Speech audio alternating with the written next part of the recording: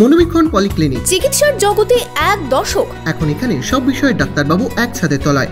Phone করুন 7477799515 এই নম্বরে। বৃহস্পতিবার এপিডিআর বহরমপুর শাখার পক্ষ থেকে দ্বিবার্ষিক সম্মেলনের আয়োজন করা হয়, যেখানে উপস্থিত হয়েছিলেন এপিডিআর বহরমপুর শাখার কর্মী থেকে রাজ্য এবং কেন্দ্রের সদস্যরাও। এদিন বহরমপুর টেক্সটাইল কলেজ মোড়ে একটি সভা করা হয়। সেখানে বহরমপুরে টোটো চালক থেকে মুর্শিদাবাদের বিড়ি শ্রমিকদের মজুরি বৃদ্ধি করা ছাড়াও একাধিক বিষয় নিয়ে কথা বলা হয়।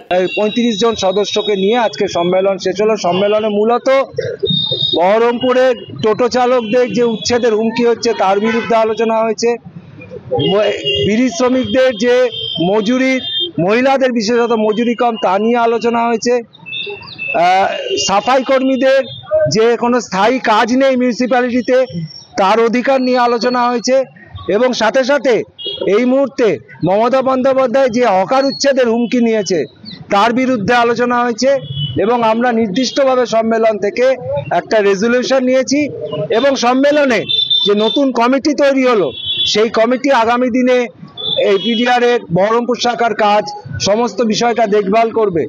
আমাদের আজকে সম্মেলনে যা যা উঠে এসেছে সেই নিয়ে আপনারা সবাই অবগত হলেন। এতক্ষণ রাহুলদা সমস্ত বিষয়ে বলে দিয়েছেন।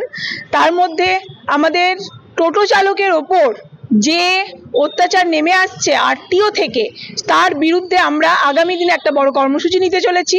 হকার উচ্ছেদের যে মৌখিক নোটিশ, মৌখিক আপনাদের সামনে যে প্রচার হয়েছে তার বিরুদ্ধে আমরা পথে নামবো। আগামী দিনে এরকম কর্মসূচি নিতে চলেছি। আর মানুষের অধিকারের প্রশ্নে যখনই আঘাত আসবে তখনই আমরা পথে নামবো এবং আছি।